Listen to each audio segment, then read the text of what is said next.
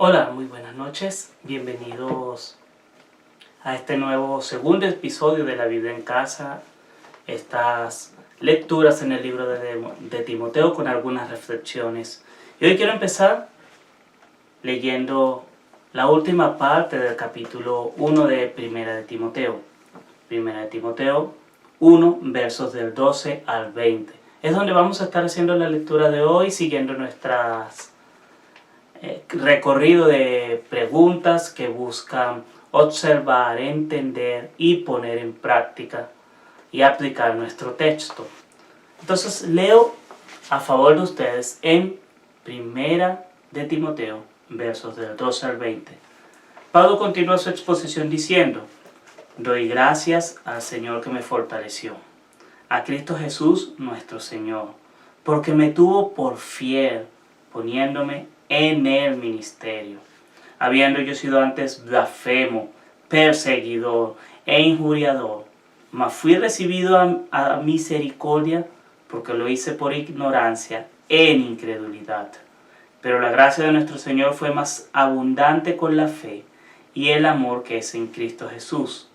Palabra fiel y digna de ser recibida por todos, que Cristo Jesús vino al mundo para salvar a los pecadores, de los cuales yo soy el primero.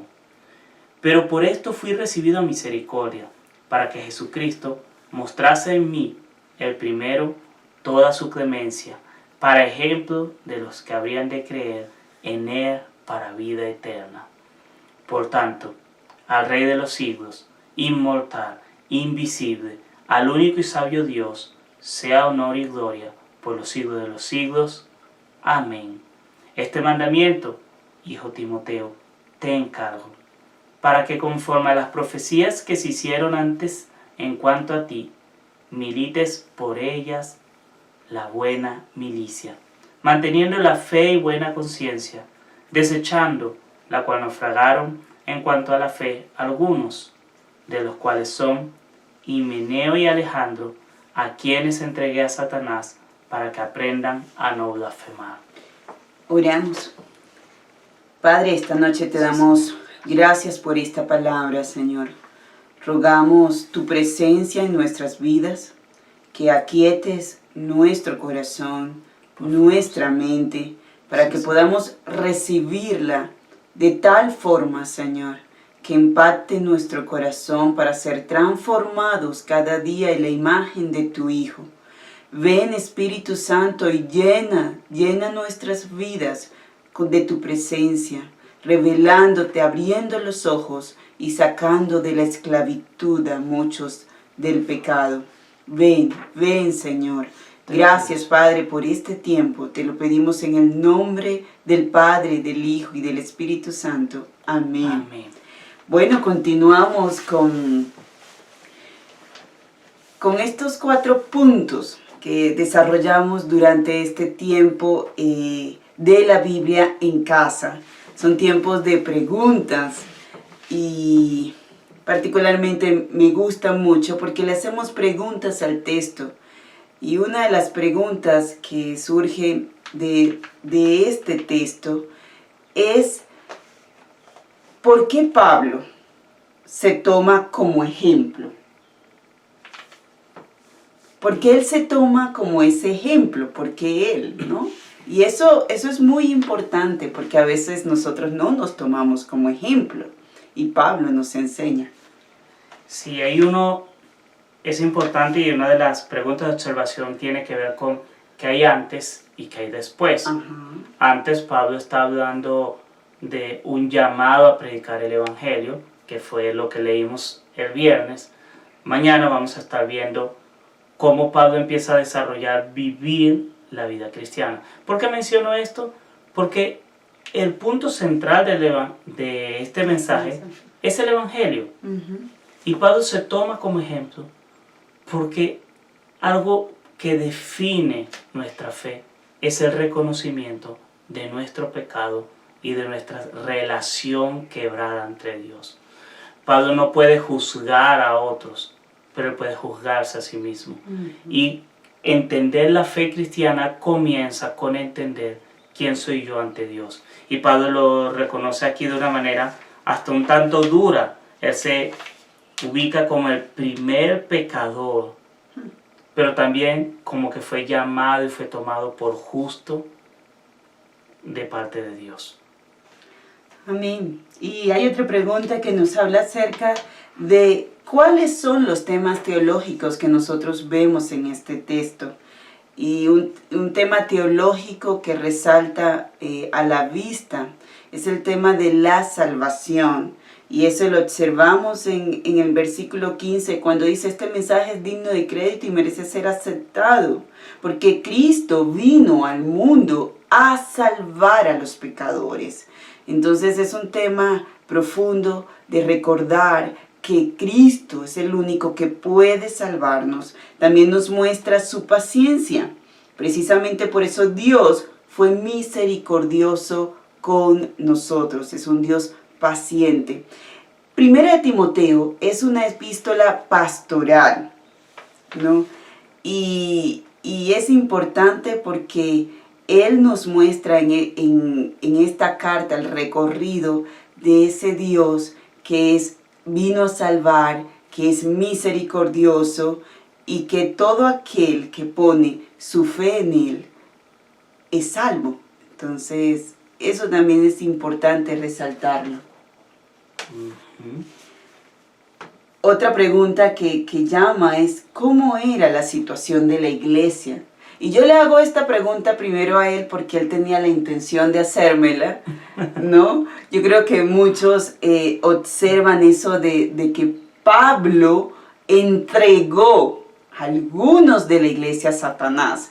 Entonces yo me tomo el atrevimiento primero de preguntárselo a mi esposo antes de que él me la haga, ya que él es aquí actualmente el teólogo.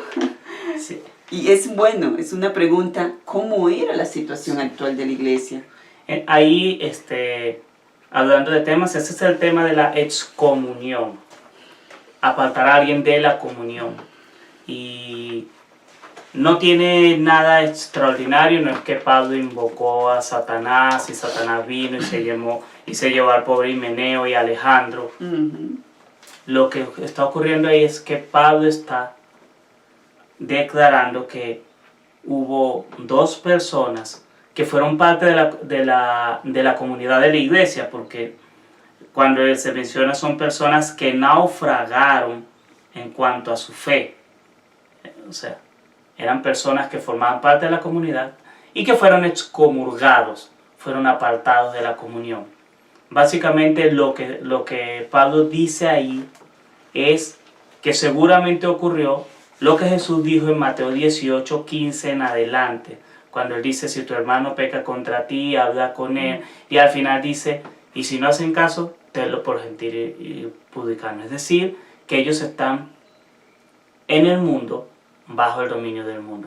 A eso se refiere con entregarlos a Satanás, con entregarlos a manos de aquel que la Biblia describe como el gobernador, el príncipe de este mundo. No tiene nada que ver con algún tipo especial de maldición o de desgracia que cae. Bueno, estar bajo el reino de Satanás en este mundo es una desgracia, pero no es una desgracia que tú invocas, no es una desgracia a la que tú le das, no es que maldices a tu prójimo, simplemente que tratas a tu prójimo y reconoces que su vida no está bajo el señorío de Cristo.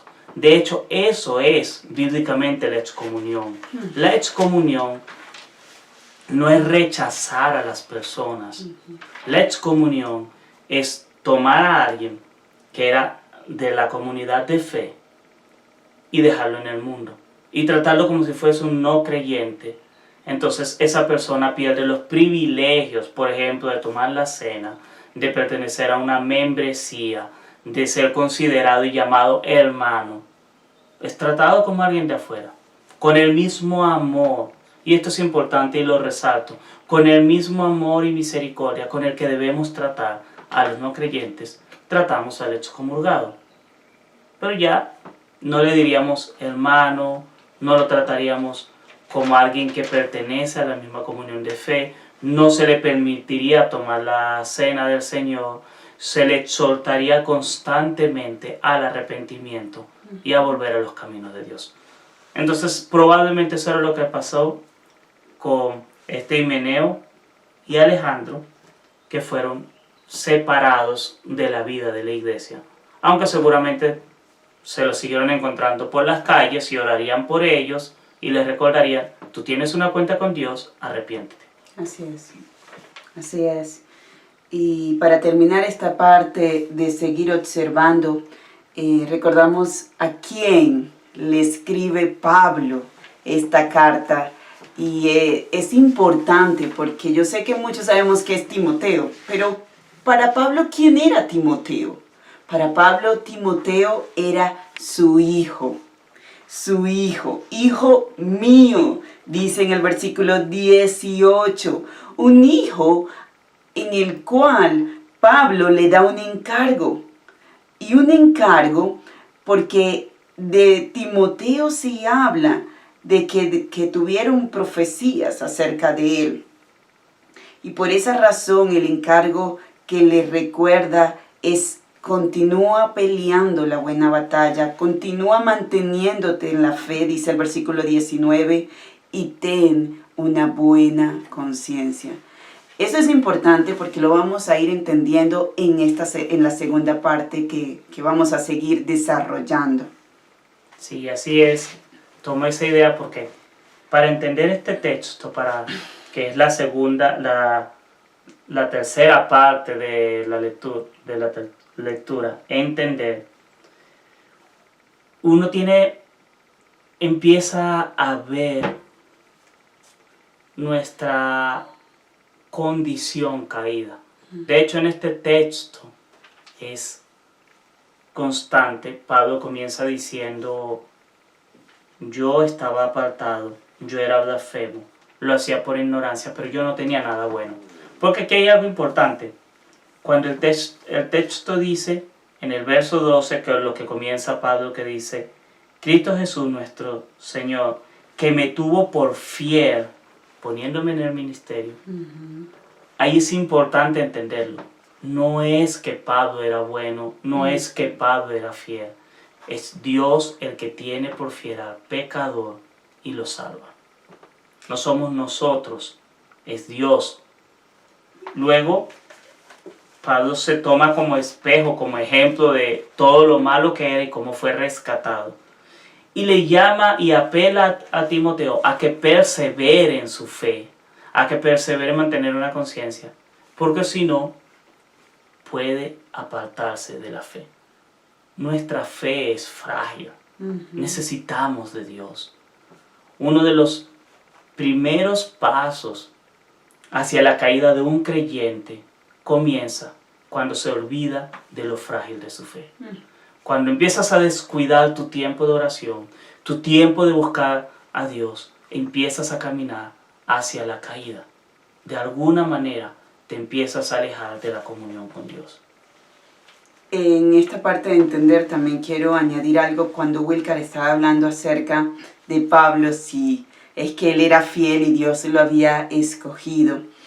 Y lo que Wilcar nos dice es cierto, pero también es recordar que Dios capacitó a Pablo para ser fiel, que Dios lo capacitó durante todo su ministerio, y uno piensa y uno empieza a comprender las pruebas de Pablo, el naufragio, el tema de la persecución, tantas cosas que Pablo experimentó.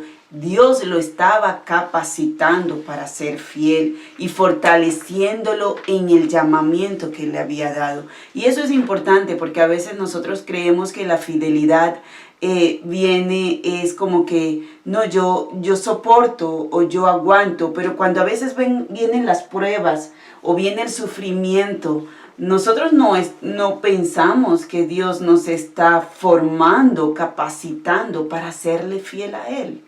Y eso debemos de entenderlo. A veces las pruebas, circunstancias difíciles que estamos experimentando en este caminar de la vida cristiana, es que Dios nos está formando, capacitando para serle fiel. Y en ese periodo Él nos va a seguir fortaleciendo con el llamado que Él nos ha hecho.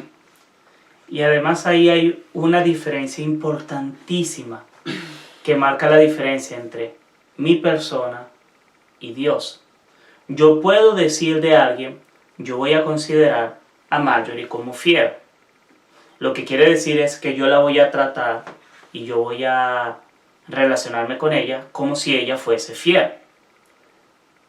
Entre nosotros los hombres, eso puede ser ingenuo. O sea, que tú recién conozcas a alguien y tú digas, yo voy a confiar ciegamente en esta persona y voy a tenerlo por fiel. Y puede que la persona sea la peor estafadora, puede ser que la persona sea la peor persona infiel y yo me voy a llevar una decepción. La diferencia está en que Dios tiene el poder para transformar realmente a alguien infiel en fiel. Amén. Y es lo que Pablo está diciendo. Él está diciendo, yo era infiel, pero Dios no me vio como lo que era, sino me capacitó y me dio el poder para ser lo que Dios quiere que yo sea. Y ahí hay una gran diferencia entre lo que soy yo y lo que es mi Dios. Porque cuando Dios me dice, yo te voy a tener por fiel, es porque Él realmente me va a hacer fiel. Dios no está siendo ingenuo contigo. Dios no está siendo ingenuo cuando te llama y Él está, como muchas personas que caen en esa ingenuidad de decir, yo voy a creer que Él es bueno, yo voy a creer que Él va a cambiar. Y hacen un esfuerzo por creer y ponen todo de su parte, pero no tienen el poder de cambiar a esa persona. Con Dios es totalmente diferente. Cuando Dios dijo, yo te voy a ser fiel, es porque Él va a derramar todo el poder, el mismo poder que creó los cielos y la tierra, para santificar a su pueblo, a sus hijos y a su iglesia. Amén. Amén. Y este texto, ¿quién es Dios? Y es hermoso porque es un texto que nos muestra y nos habla mucho de Dios. Dios es misericordioso. Él sabe que yo era incrédulo. Él sabía quién era Pablo y cómo él actuaba con ignorancia. Eso es importante porque cuando tú ves lo que tu Dios es misericordioso y Él sabía quién éramos nosotros antes de conocerlo, y por esa razón nos trataba con esa misericordia porque lo hacíamos con ignorancia. Nosotros deberíamos de aparecernos más a ese Dios cuando a veces actuamos con el que no es creyente. Es un Dios que nos muestra cómo Jesús nos fortalece. En estos tiempos donde hay teletrabajo, que muchas personas trabajan de 8 a 10 de la noche, cuando tenemos en casa la educación virtual, cuando el trabajo ha aumentado, Dios, puedes venir a Él, que Él te fortalece, que Él derrama esa gracia abundante. Miren, y es tan hermoso, dice el versículo 14, que Él derrama esa gracia abundante junto con ¿qué? Con la fe, el amor en Cristo Jesús. Él no es mezquino, Él lo da todo en abundancia. Amén. Amor, fe. Si eso te está faltando, esta noche pídeselo, porque Él lo puede derramar en abundancia, solamente se lo tenemos que pedir. Amén. ¿Y quién es el hombre? Porque son preguntas que nos ayudan a entender mejor. Aquí el hombre se ve como, ya lo mencioné, como una criatura frágil, una criatura que se aparta. De hecho, no sé ustedes, pero resulta llamativo como termina el verso 20 mencionando a dos personas y uno dice, Pablo está siendo chismoso, está exponiendo a estos hermanos. Bueno, está hablando de una gran verdad. La fe creyente tiene una dimensión pública. Nosotros, al ser partes de una comunidad, estamos ligados a esa comunidad. Pero también piensen cómo comienza este pasaje. ¿Cómo comienza 1 de Timoteo? 1 de Timoteo le está diciendo a Timoteo, este es tu llamado, predica el Evangelio, no te entretengas en vanas discusiones. Luego pasa a esta sección en la que dice, mira lo que yo era, un pecador, un blasfemo, y el poder de Dios me transformó. Persevera en esto, vuelve a tomar otra vez el hilo de decir, mantente en esta fe, y menciona profecías que se hicieron en cuanto a Timoteo.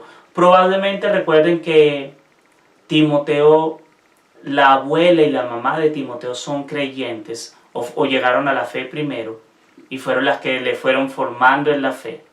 Pablo es el que termina de predicarle y convertirlo, por eso Pablo lo reconoce como hijo en la fe.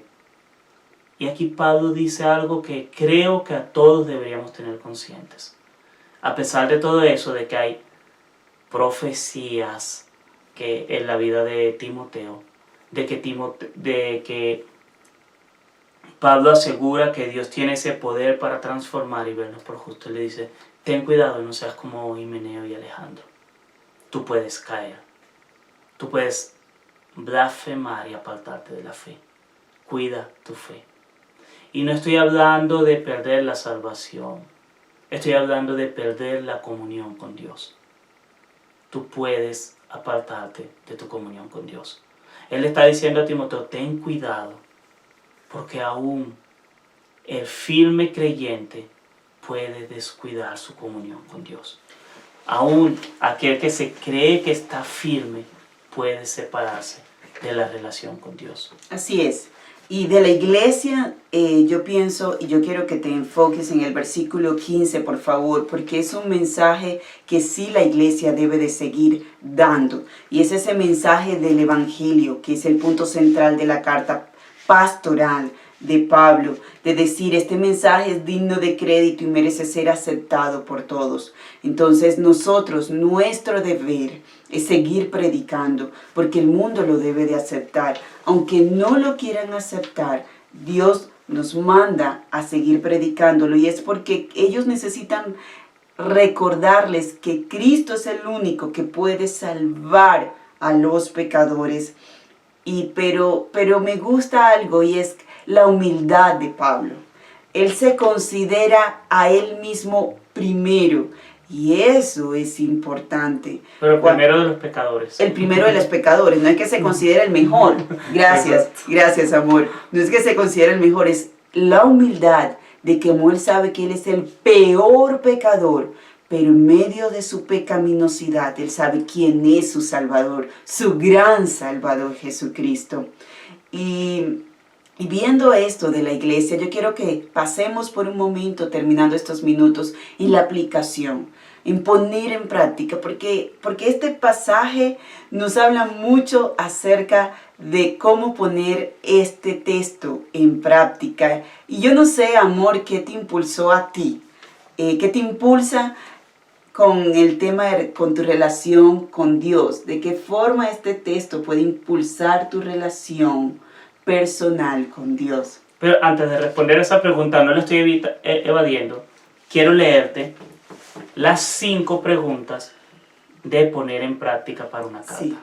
Las voy a leer para que tú ahí donde estás puedas pensar cómo un texto como este lo puedes poner en práctica. La primera pregunta dice, ¿de qué manera este texto podría impulsar tu relación personal con Dios? La segunda pregunta dice, lo que dice este texto, ¿qué consecuencias tiene para tu relación con el mundo o con el prójimo? La tercera pregunta, ¿cuáles verdades nuevas has encontrado en este texto? La cuarta pregunta, ¿cuáles acciones deberías comenzar a poner en práctica? Y la quinta pregunta, ¿descubriste algo por lo que quisieras agradecer a Dios? Estas son las preguntas de la cartilla, que va a aparecer un enlace para descargarla en el primer comentario. Descárgala y vas a poder ver. Piensa en estas preguntas. En lo particular, el texto me llevó a pensar casualmente la pregunta que acaba de mencionar Marjorie. ¿De qué forma este texto podría impulsar tu relación personal con Dios? Al leer este texto, siento ese deseo de orar y de cuidar y ser celoso por mi relación con Dios. De hacer un parado, un alto y revisar cada día si yo estoy guardando, estoy manteniendo mi fe y buena conciencia, porque puedo naufragar en la fe. El ser pastor, el llevar muchos años en la fe, no llevo muchos años en el ministerio, sino muchos años en la fe, no es garantía de que mi conciencia pueda naufragar. Y eso puede significar mucho dolor, mucho sufrimiento para mí y para mi familia. Y debo tener ese temor reverente. Lamentablemente, todos nosotros conocemos a algún Himeneo y a algún Alejandro en nuestras vidas. Por cierto, yo soy Alejandro, con más razón. Conocemos casos de creyentes fieles que se apartaron de la fe.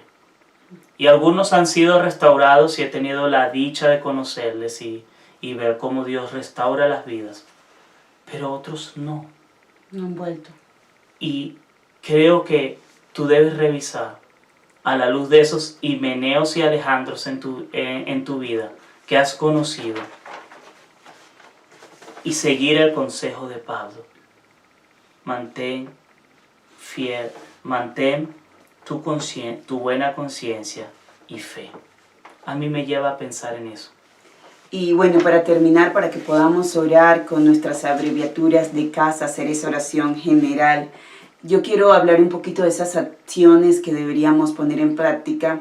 A mí en particular me muestra ese Dios misericordioso y me recuerda que así como Él es misericordioso conmigo, yo debo de ser misericordioso con las personas que están afuera en el mundo y que no lo conocen. Que algunas veces en verdad ellos actúan bajo la ignorancia y también actúan detrás de Satanás. Entonces, una de las cosas que el Señor me llama es ser misericordiosa con otros. Pero también el texto me recuerda a levantar Timoteos. ¿Quiénes? Yo les puedo decir en mi vida cristiana, estos son hijos a los cuales yo le prediqué el Evangelio. Levantar Timoteos, y eso se logra por el discipulado, por un sacrificio, dedicación, llamar, pastorear a las personas. Y es una labor que no le corresponde tan solo a los pastores, sino a cada cristiano. Debe levantar Timoteos. Y tercero, hacer caso a mi conciencia. A veces yo no le hago caso a mi conciencia. Y cuando mi conciencia me está hablando, de repente en este momento que mi esposo y yo estamos tomando decisiones con respecto a la educación de mi hija, yo no debo de quedarle quieta, como que no le voy a prestar atención porque eso me incomoda. Sino yo debo de prestarle atención a mi conciencia y orar para ver qué es lo que el Señor nos está diciendo. Te animo que podamos terminar orando con nuestras abreviaturas de casa.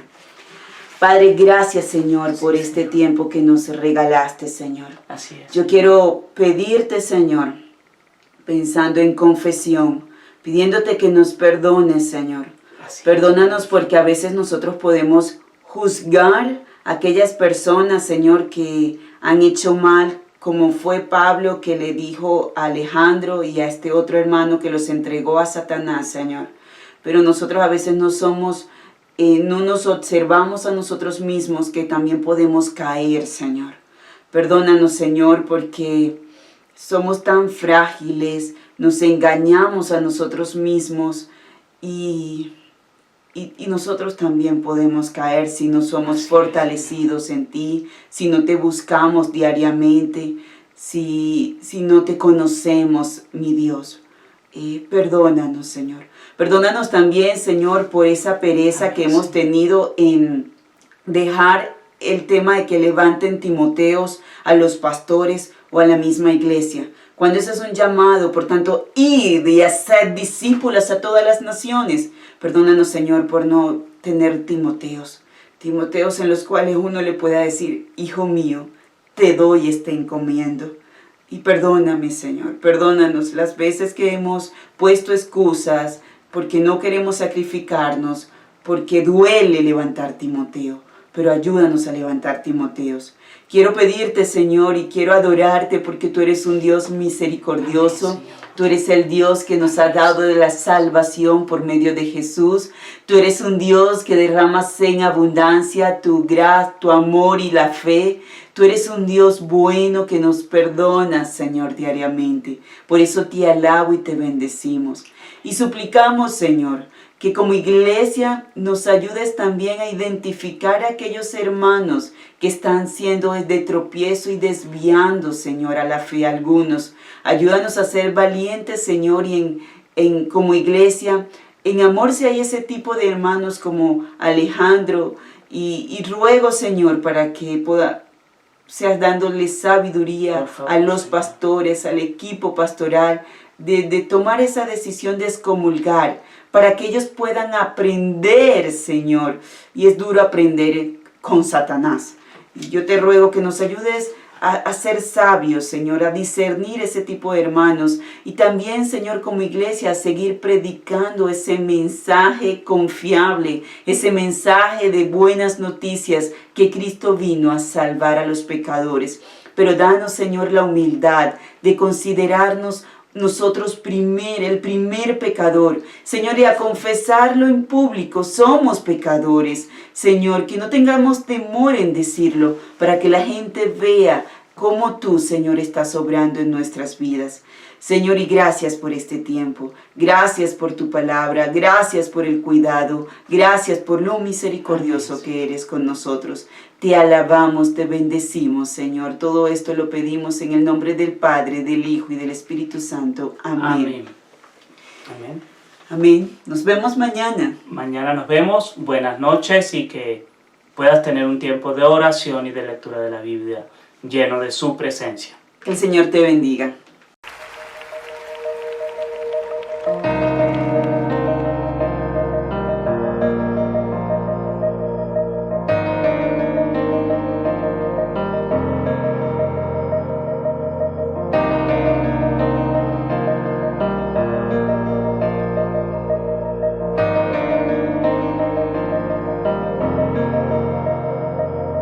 Soy culpable de mi transgresión.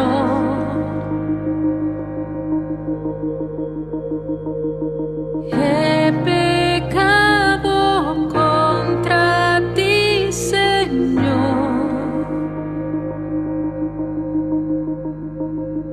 y tú eres siempre justo al hablar.